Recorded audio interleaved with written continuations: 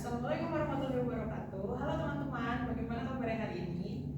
Nah, sebelum kita masuk ke materi kita hari ini, sebelumnya aku mau tanya, kira-kira pernah gak sih teman-teman itu merasakan pikiran kita itu penuh, kepala kita tuh kayak ada sesuatu yang menumpuk, dada kita tuh juga kayak ada sesuatu yang menumpuk, kayak mau keluar gitu rasanya. Sampai badan kita sendiri tuh capek, padahal hari itu tuh kita nggak ngapa-ngapain, kita cuma dari kampus, dari kos, kampus, terus balik lagi ke kos. Terus udah kita pakai tidur, badan kita tetap capek.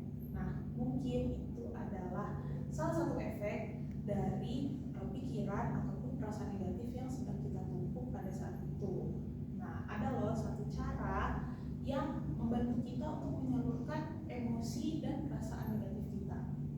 Caranya adalah dengan menulis cerita. Kok bisa menulis cerita itu membantu kita menyalurkan emosi ataupun pikiran kita saat itu? Nah, jadi ada beberapa saat dimana kita itu nggak bisa menceritakan apa yang kita rasakan ke orang. Dari situ kita bisa menulis cerita supaya apa yang kita rasakan itu bisa kita tuangkan. Dari sini kita akan membahas healing through stories. Yang pertama, menulis itu apa sih? Menulis itu menurut James W. Pennebaker adalah kegiatan untuk mengeluarkan emosi negatif melalui tulisan dan kita olah menjadi sesuatu hal yang positif. Jadi dengan kita menulis cerita, kita menuangkan apa yang kita rasakan, kita bisa mengolah emosi kita menjadi sesuatu yang positif dalam cerita kita.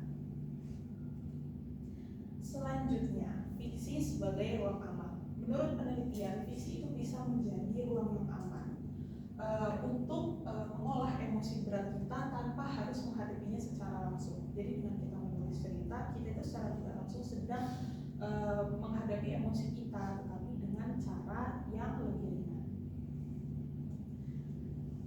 Selanjutnya adalah jarak emosional. Jadi di dalam penelitian itu ada yang namanya teknik distancing, yaitu memindahkan rasa negatif atau emosi negatif yang sedang kita rasakan ke tokoh cerita yang kita buat di dalam cerita kita.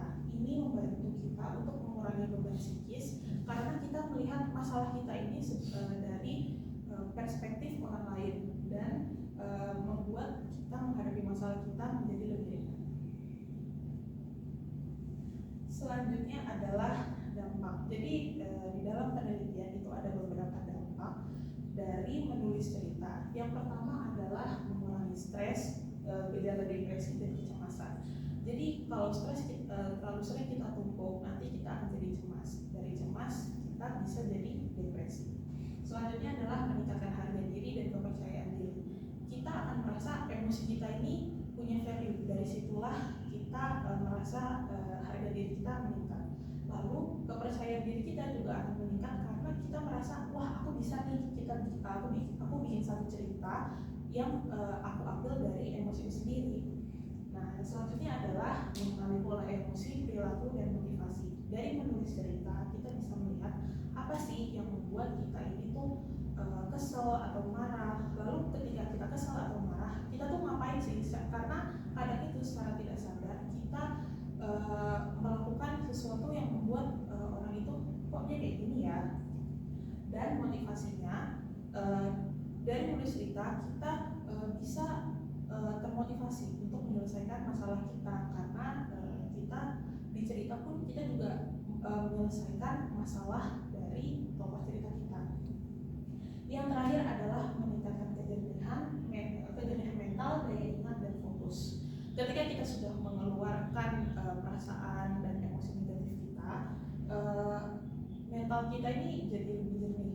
Lalu daya ingat kita juga akan lebih besar, kita jadi akan lebih mudah mengingat, dan tingkat fokus kita akan jauh lebih tinggi karena di otak kita sudah tidak tertumpuk perasaan atau pikiran-pikiran yang lain. Nah, kita masuk ke elemen cerita untuk menyalurkan emosi. Yang pertama, kita bisa menyalurkan emosi lewat tokoh dan dialog. Jadi apa yang dirasakan oleh tokoh itu biasanya adalah refleksi dari si penulisnya. Kalau penulisnya misalkan lagi kita bisa nulis sebagai contoh, kita bisa nulis di cerita kita si penulis ini tuh misalkan dia dikasih terlalu banyak tugas sama teman-temannya, dia si tokoh ini pintar, terus teman-temannya jadi bergantung sama si tokoh cerita ini, terus teman-temannya ngasih tugas, dia jadi merasa tertekan. Nah, jadi rasa tertekan itu sama seperti apa yang sedang kita rasakan, dan konfliknya pun bisa kita buat seperti apa yang sedang kita hadapi saat itu. Nah, selanjutnya adalah konflik. Biasanya konflik yang ada di karya sastra itu adalah cerminan dari apa yang sedang dihadapi oleh si penulisnya. Nah, seringkali kita itu bisa menemukan jawaban dari masalah kita ketika kita sedang menulis resolusi di dalam masalah kita, di dalam masalah cerita kita. Nah, yang terakhir adalah manfaat menulis fiksi. Yang pertama dan yang paling pasti adalah wadah ide. Kadang kita punya ide, kita lagi di jalan, kita lagi makan, kita punya ide, tapi kita bingung gimana cara kita menyalurkan ide kita. Kita bisa menyalurkan ide kita melalui menulis fiksi. Yang selanjutnya adalah belajar dari tokoh. Dari kita menulis cerita, kita lihat tokoh kita, masalahnya seperti apa, kita selesaikan masalahnya si tokoh, kita jadi belajar, oh masalah aku sama si tokoh ini kan sama. Dari si tokoh ini aku tulis konfliknya dari emosi aku, berarti solusi dari masalah aku bisa jadi adalah yang aku tulis di dalam cerita ini. Dan yang terakhir adalah pengendalian diri.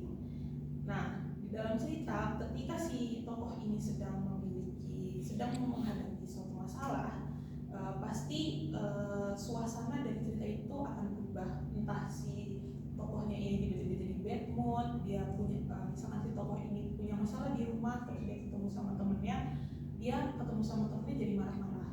Nah, di situ kita bisa belajar kalau kita ini perlu mengendalikan diri kita ketika kita sedang menghadapi masalah. Nah, dari presentasi tadi kita bisa menyimpulkan bahwa menulis cerita fiksi itu bukan hanya media untuk menyalurkan ide, tetapi media untuk menuangkan perasaan dan pikiran kita. Jadi mungkin kita bisa mulai menulis cerita, tidak harus sempurna, tidak harus bagus, yang penting kita bisa menuangkan isi perasaan kita. Sekian dari saya, terima kasih. Wassalamualaikum warahmatullahi wabarakatuh.